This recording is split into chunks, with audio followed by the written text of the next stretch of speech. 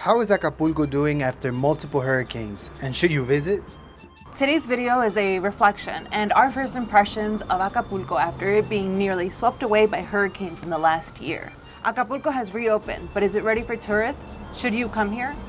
Welcome to Acapulco, one of Mexico's most iconic beach destinations. Located on the Pacific coast in the state of Guerrero, Acapulco was once the beach destination for celebrities, movie stars, and millionaires for both Mexico and the United States. After spending 4 days here, we like to share our experience and what you should expect if you are planning a trip here. Welcome to eBallet Travel. We are Jenny and Kevin, two Mexican Americans from Chicago who live in Mexico and love to explore culture all over Mexico and Latin America. Acapulco's golden age was from the 1940s to the 1970s when the city became a popular resort destination for Hollywood stars, millionaires, and celebrities like Frank Sinatra, Cantinflas, Elizabeth Taylor, Elvis Presley, and many more. Unfortunately, a combination of crime, pollution, and economic downturn led to a decline in tourism, reduced local revenue, increased unemployment, and led to a social instability that we still see today. I feel like when you hear about Acapulco these days, you hear more so about the crime in the state of Guerrero or the hurricanes that are hitting Acapulco. Yeah. So to me as a beach destination, I hadn't really thought about it in recent years up until we started watching that show on Apple TV. Welcome to the famous and infamous Acapulco in 1980 was the best place to be. Everyone from Hollywood was there, and the parties were insane. The vibe, the food, the colors, the people. This is the real Mexico. Acapulco is the real Mexico.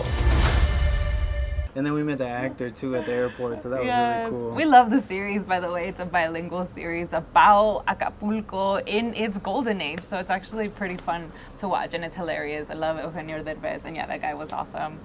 But that was really my extent of knowledge of Acapulco. I just knew that once it was glamorous, and today it's kind of rough. I know about Acapulco because when I was a kid, it was still kind of like the big thing, the cool place to go. And I remember like when I was like 5 or 6, my parents took a trip to Acapulco without me. Oh, how dare they? And then months later, I had a baby brother.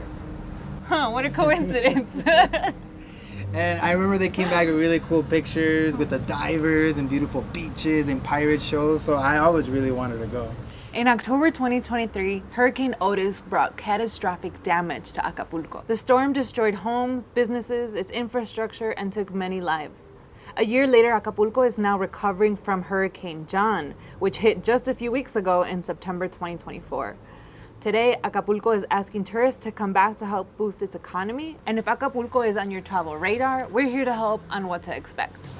How we got here: we used our Volaris pass and flew from Chicago to Guadalajara for 525 pesos, and then from Guadalajara to Acapulco for 505 pesos. Here's where we're staying, at the Casa Blanca Grand, a condominium complex which was previously a famous hotel and filming site of the movie The Lady from Shanghai. We paid $33 a night for a small studio with a beautiful balcony.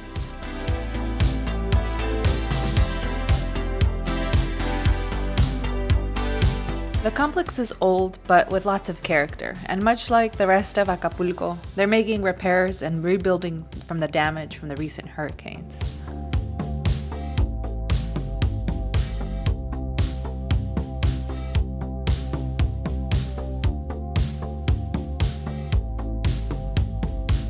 In Acapulco, the main cuisine is obviously seafood. So we tried the popular pescado a la talla, which is a fish rubbed in spices and then placed on the grill, which was delicious. We went to the highly rated mariscos, El Tiburón Costeño, which like most restaurants in Acapulco have a very laid-back atmosphere al aire libre. Near Playa Manzanillo, we enjoyed the coconut shrimp and pulpo al ajillo. We almost left Acapulco underwhelmed by its cuisine until we visited this restaurant on Playa Hamacas called El 100% Natural Café del Muelle. It's a seafood cafe with breakfast, lunch, and dinner, air-conditioned seating, as well as seaside seats on the dock with the ocean breeze.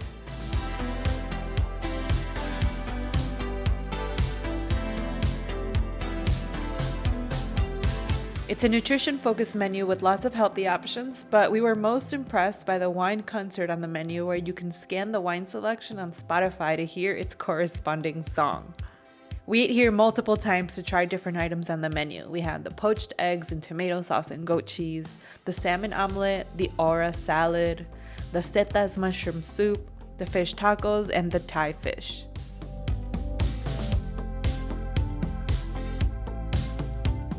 For you Harry Potter fans, we're having coffee and dessert at El Caldero, the Wizard's Coffee and Cauldron. Let's check it out.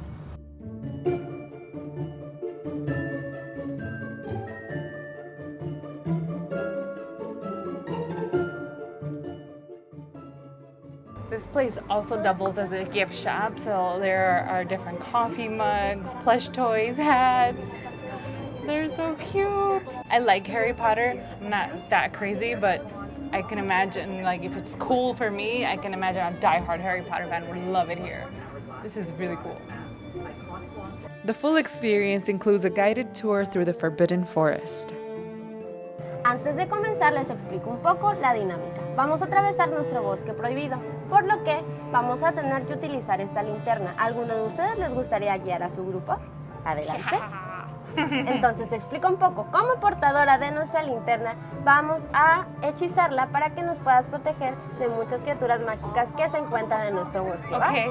En este bosque, el bosque prohibido, está repleto de arañas, centauros, gigantes y dementores, por lo que vamos a realizar un hechizo para poder evitar a estos dementores. ¿Sabes cuál es el hechizo para poder evitarlos? Ni idea. Bueno, si gustas te puedo apoyar. Es el Espectro Patrones. Cuando realicemos nuestro hechizo, a la cuenta de 3, necesitas tener un pensamiento feliz en tu mente para que este pueda hacer efecto. ¿Es correcto? 3. Espectro Patrones. Y de esta manera, cuando atravesemos nuestro bosque prohibido, vamos a quedar protegidos. Asegúrense también de proteger a su guía, ya que no cuento con ninguna varita. Entonces, si gustan, podemos pasar de este lado. De este lado, chicos, tenemos el espejo de la Cámara de los Secretos. Y miren, nos estamos acercando en la parte más profunda de nuestro bosque prohibido. Tengan mucho cuidado, ya que estamos cerca de la cueva de Aragog. Aragog, a pesar de que es muy amigable con Rubius Hagrid, pues nosotros no somos Rubius Hagrid, entonces tengamos mucho cuidado, ya que sus crías nos podrían comer. Y bueno, no se pierdan, no se quedan atrás, porque también es un bosque donde los alumnos se pierden muy fácilmente. De este lado tenemos las pertenencias de un alumno que se perdió y nuestro amigo fan, que ven de este lado, aún no ha podido encontrar. Entonces tengan mucho cuidado. Te vayas a perder, Kevin. Vamos. En este momento vamos a pasar por una zona repleta de dementores, por lo que recuerda mantener tu mente llena de pensamientos felices. De esta manera podremos evitar el beso del dementor. Adelante, chicos. Watch out for the Dementors. Y bueno, chicos, bienvenidos a el gran comedor de Hogwarts. Si gustas te puedo retirar la gran protección, ya que estamos en el lugar más seguro del mundo mágico. Pueden tomar las tapas y tomar asiento en nuestro gran comedor. Que lo disfruten. Gracias, Regina. ¿A ustedes? Gracias. Wow.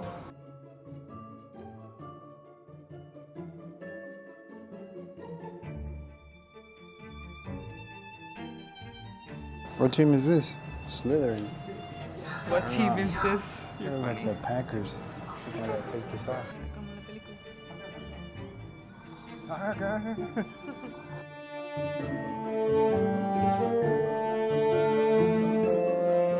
The menu was full of all kinds of potions and enchanted eats. We tried the werewolf killer potion and the pumpkin spiced shake. So here are our impressions of how Acapulco is doing now. When we were considering destinations for a quick weekend getaway, Acapulco came to mind because we knew that it could use the boost in tourism, and so we came here in hopes of showing you all the great things to enjoy. But in between a full-time job and some personal challenges, we weren't able to see the magnificent divers of La Quebrada, nor did we spend a lot of time at the beach. We actually only went to one beach and we were only there for 1 hour.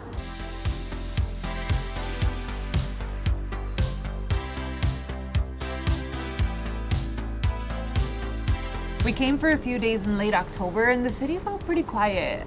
Part of that I think was because it was low travel season for this destination, and another part I feel like perhaps people are avoiding Acapulco because of the devastating hurricanes. The reality is that Acapulco has been on a decline even before the hurricanes. due to high crime, neglect, and some economic challenges. The hurricanes only seem to worsen their already difficult situation. So, what's next for Acapulco?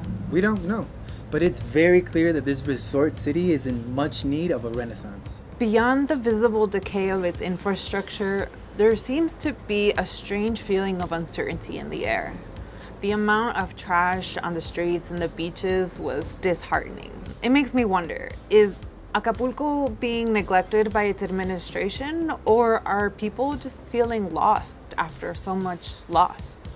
I agree. I think Acapulco is in dire need of a renaissance. What was once a Hollywood favorite destination is now seeking to rebuild itself. Meantime, visiting Acapulco is like visiting a rustic beach town, which has its own pleasures. And I think if you're gonna visit Acapulco, you need to come with an open mind and a kindness, knowing that Acapulco is working to build itself back up. I really hope Acapulco does get that chic status back that that it once had. And we do look forward to coming back one day and seeing it thrive again. Let us know in the comments below, what do you think about Acapulco's future? Se cuidan, se bañan y nos vemos en la próxima. Chao. Chao.